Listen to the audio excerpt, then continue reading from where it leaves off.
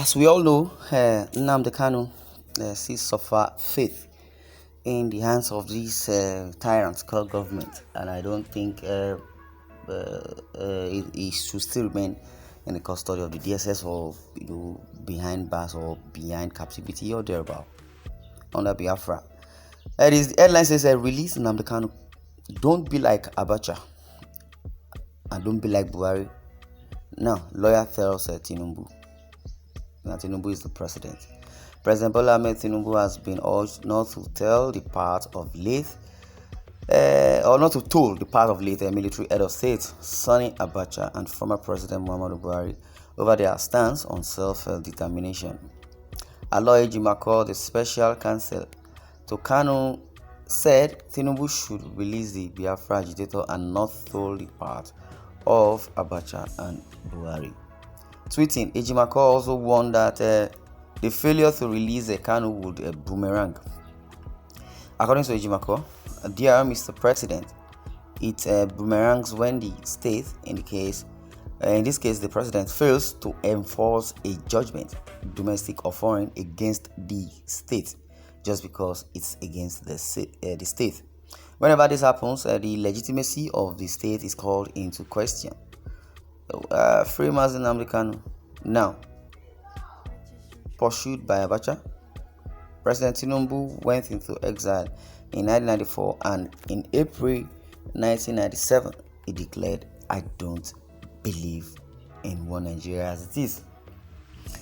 In 1998 he returned to Nigeria after Abacha's death.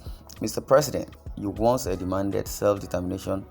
You are not an Abacha or a Buhari. Please release NNAMDI KANU. That is what is coming from Ejimako. If you can recall vividly, NNAMDI KANU has been arrested for over a year now, and he is yet to be released.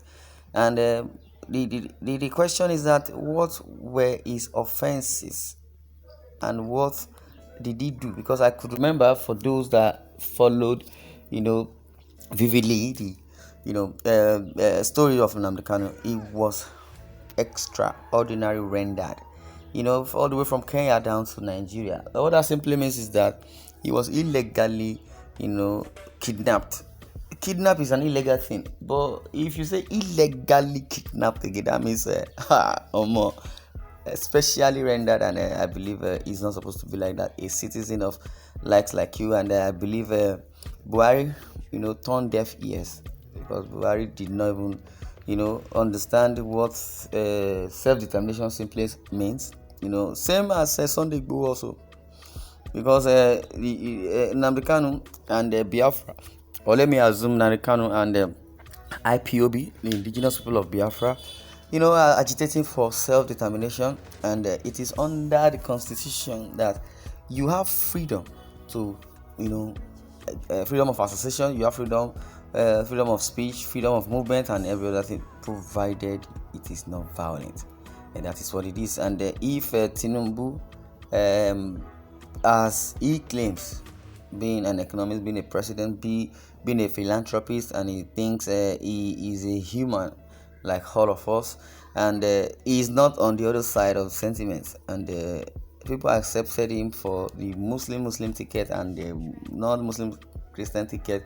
We all know the Igbos have really done well for the country, and I don't think this is where how they want to pay back, or how they feel about the country, because the country is a great nation. If NNAMDI KANU is being released, it should tamper justice with mercy, but I believe it's going to be one after another. Ejimako, Ifeanyi Ejiofor, and every other council that supports good governance and supports the citizens, good citizens, and good behavioral work. I believe Nigeria should be a better place, because if Ejimako says he does not believe in one Nigeria, as a lawyer that understands the constitution of the country, then who is going to believe in one Nigeria? Those that have not even read the page in the constitution, those that do not even know their left from the right, those that do not know what it takes to know one's right. For a lawyer to be saying this, for a counsel to NNAMDI KANU, it simply means justice is not being served the way it's supposed to be served.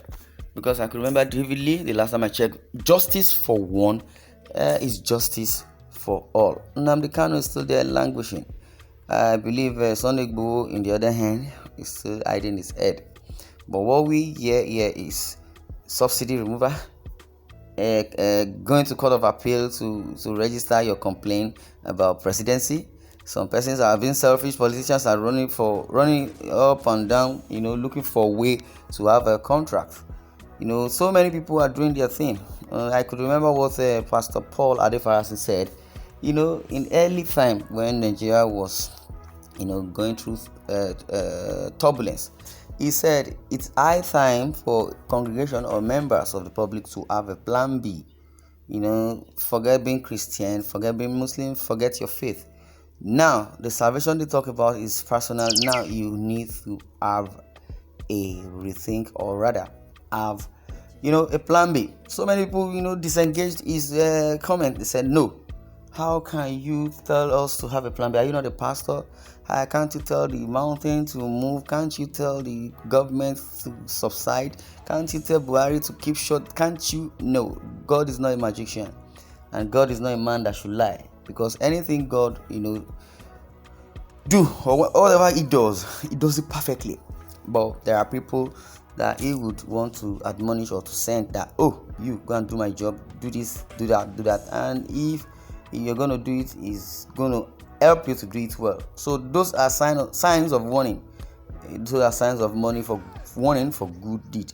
Then if the government of Nigeria decide not to do the needful as per positivity, then this country will still be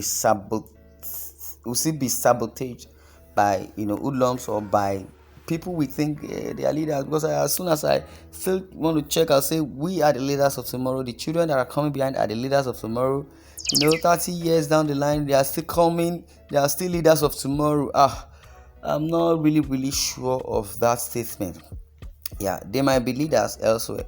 Now, the youth, they said they were the leaders of tomorrow. Truly, they are the leaders. Now, they may not venture into politics. They may not lead the country called Nigeria, because those old guys are still the ones there. But I believe Burna Boy has given us a representation and presented the Grammy Award as per being leader in the area of entertainment in music per se.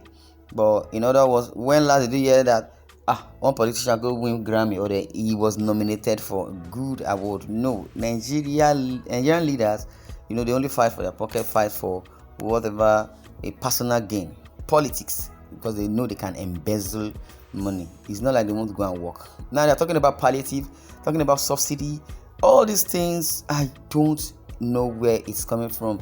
We have not subsided subsidy. We have not even concluded on how to manage the subsidy or to have benefits over what has been regained. I heard about 400 billion naira was generated through subsidy removal, or they remove it, they didn't remove it, it was like this, it wasn't like this. I'm talking about palliative. May God bless Nigeria, and God will help Nigeria, because